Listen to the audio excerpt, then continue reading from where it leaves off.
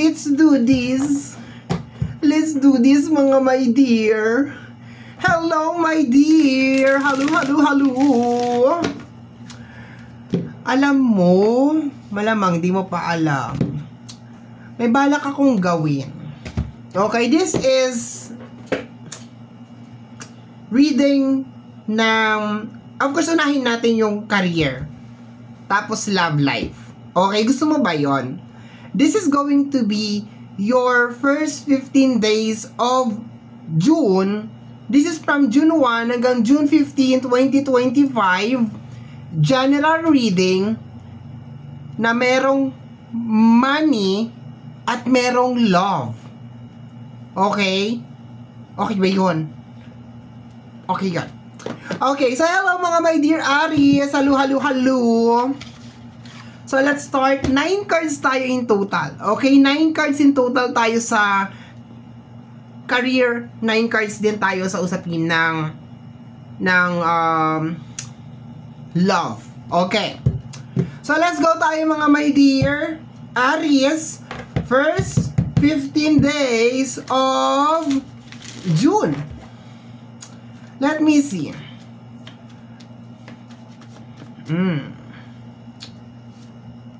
Ay, meron kang nightmare. And career to, my dear, career. This is energy ng career. Okay? Nightmare. Bakit? Hindi mo ba gusto kung ano nangyayari sa career mo as of this moment? Okay? Meron ba mga nagbabothered sa'yo, my dear, sa usapin ng career? Okay? Kasi definitely, baka ganito ang maramdaman mo, my dear, sa first 15 days of June. Okay? Para kang natatakot sa usapin ng career. Okay? Or parang nahihirapan ka sa usapin. Kasi nightmare yan eh. Para ka nasa isang bangungot. Parang ganon. Okay. So, tingnan natin, my dear. Let me see. Tingnan natin bakit. Bakit? The Sun card. Sa paglabas, my dear, ng Sun card, nararamdaman ko na for some of you is gusto ninyo matapos na yung yung struggle. Lagi ko siya ipa-partner dito. Okay? For some of you, gusto ninyo, my dear, na siguro mag-fresh start, mag-Sun card, mag-new beginnings. You want to do something that you really love. There's a tendency, my dear, na baka nagsasawa ka na sa work mo as of this moment. Okay? Baka hindi mo na gusto yung work mo. You're not happy with your job anymore. And you want to do something that you really love. Okay? That you are very passionate. Okay? Okay? Next.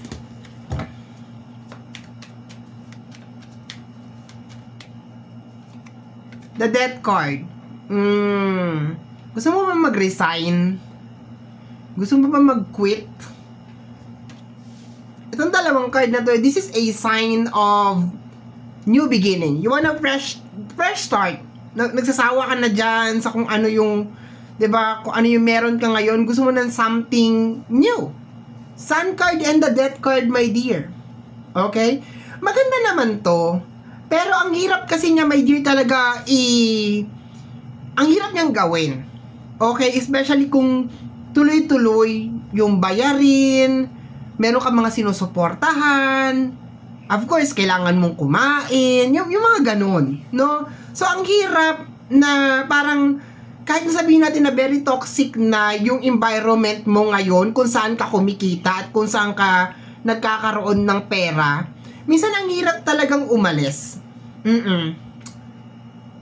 Pero this is going to be your first 15 days of June. So, for some of you, my dear, is posibleng ayaw na ninyo kung nasaan kayo as of this moment. Kahit nasabihin mo na kumikita ka naman dyan. Pero, baka nararamdaman mo, my dear, na baka hindi sapat. Diba? You're not happy anymore. Okay. So, let me see. Next card is the Temperance. Yes. Makikita mo may sun pa rin sa likod. And ang Temperance kasi is more on balancing your emotion. Okay? So siguro baka sinasabi mo sa sarili mo, okay lang yan. Mind over matter. Parang ganun. Okay lang to. Magiging happy pa rin ako dito. Parang ganon.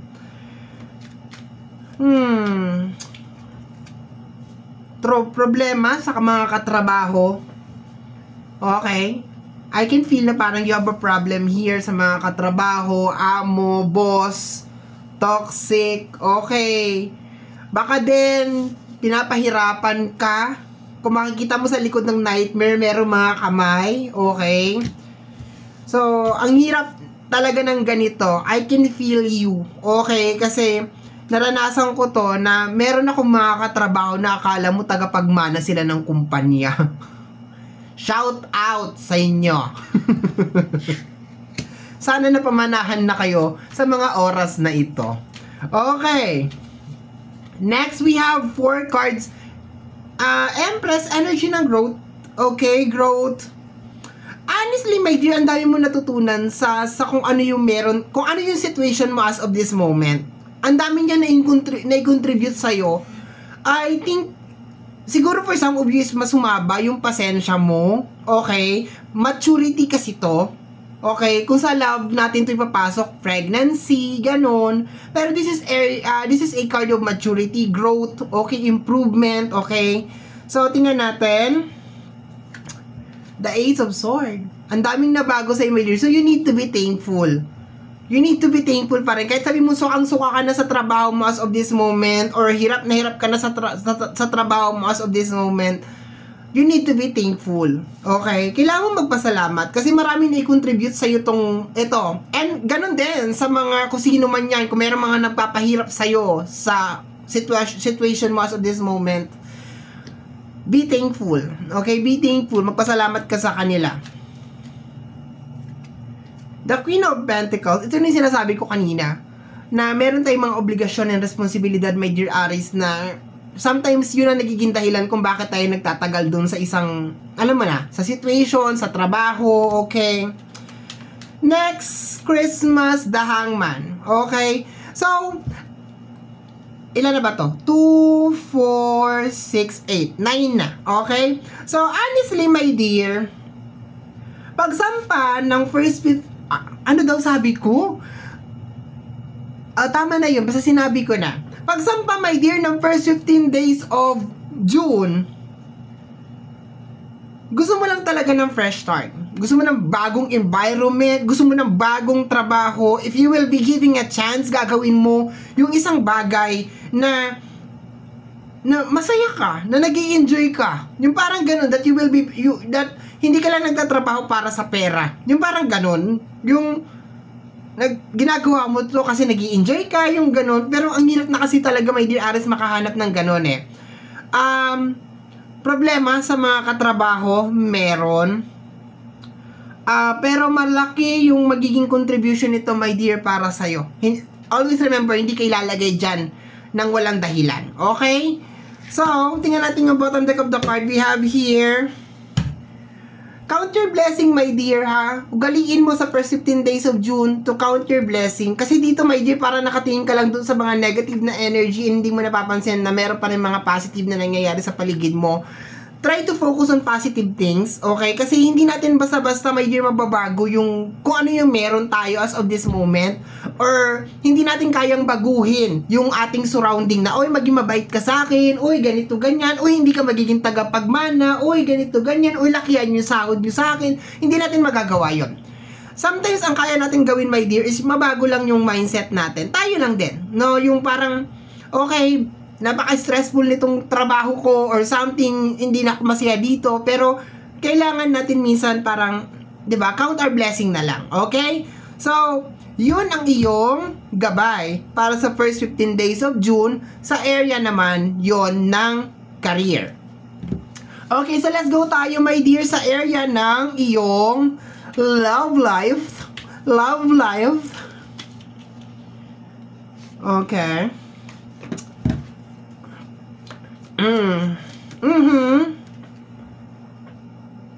My life started when I met you.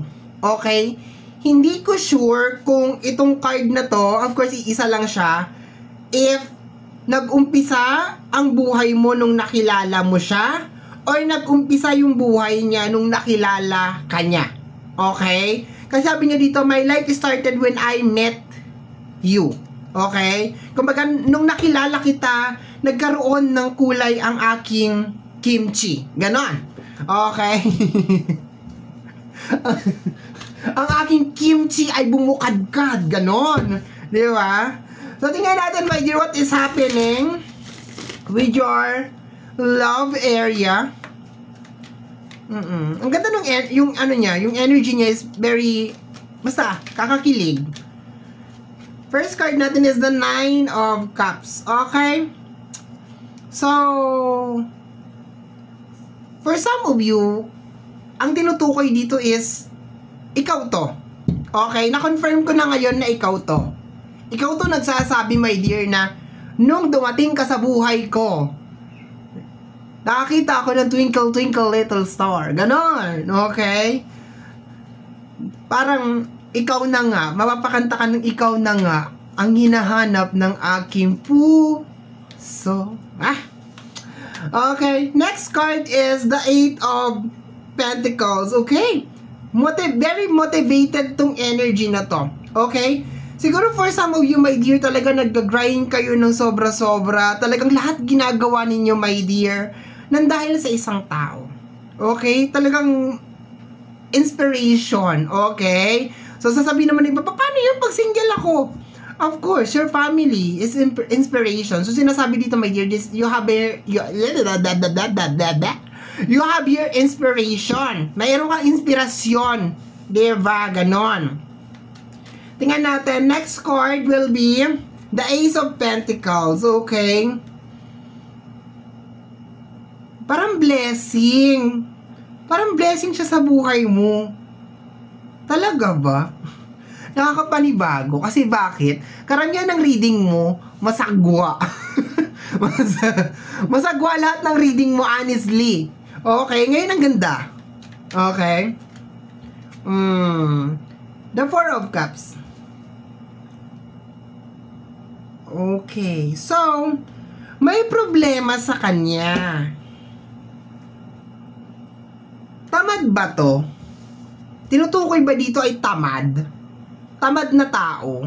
Kasi ang nakukuha ko dito na energy is more on, alam mo yun, mahal mo siya, pero parang may something sa kanya. Kasi nakukuha ko parang ikaw lang yung nag-grind. Parang gano'n na nakukuha ko, my dear. Okay. Next is the Fool card. Okay. So,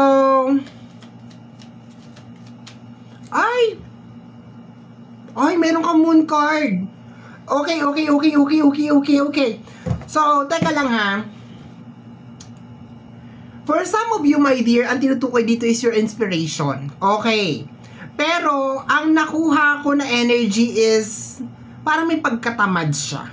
Parang naghihintay siya na yung blessing ay dumating sa kanya. Parang ganun ha. Parang, para sa'yo siguro kulang pa siya ng effort. Ganon. Okay.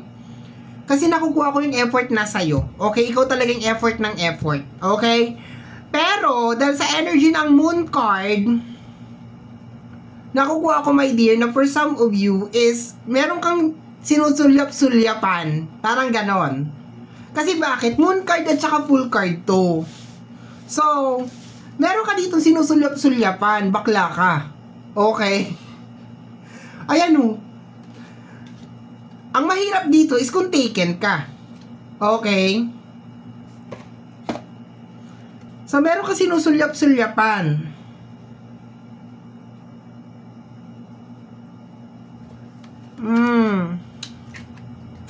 The Knight of Swords.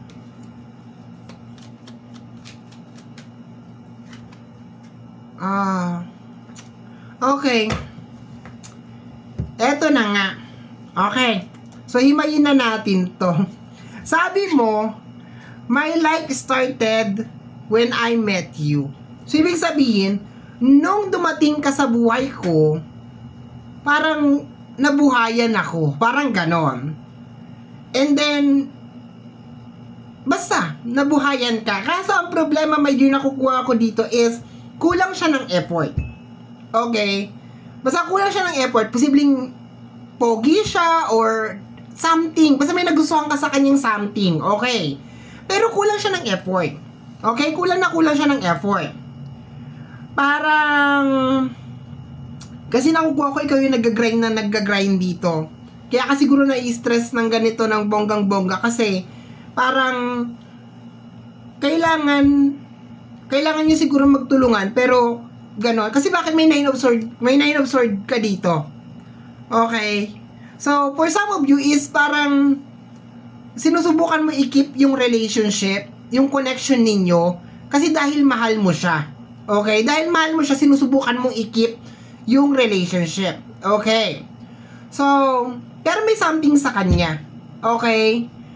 May asin ka ba dyan? Sabuyan kaya natin to si Aries. Baka, baka na, diba? So yun ang ano natin.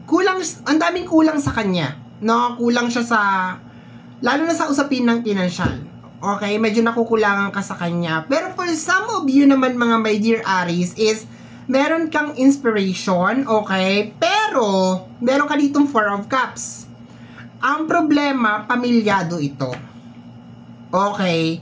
You have inspiration, meron ka nagugustuhan, pero pamilyado siya. Okay? May asawa siya. May maganda siyang trabaho. Sumasahod siya ng maayos. Kaso, may sabit siya, sabihin na lang natin. Okay? So, yun, ganun kagulo ang love life mo. Okay? We have here the 8 of Wands. Okay? Pero so far, pakiramdam ko naman, parang nag-e-effort naman yung partner mo. Okay? Nakukuha, parang nag-e-effort naman siya. Yun nga lang, parang siguro sa mahal ng, alam mo yun, sa nangyayari ngayon sa mundo natin, parang ang hirap makipagsabayan. Parang ganon. Okay? So hindi ko na to pahabain. Dito na lang to. Okay? Gusto mo ba? Wala na akong card. Ayoko na maglatag. So, mga my dear Aries, yan ang iyong reading para sa yung first 15 days of June.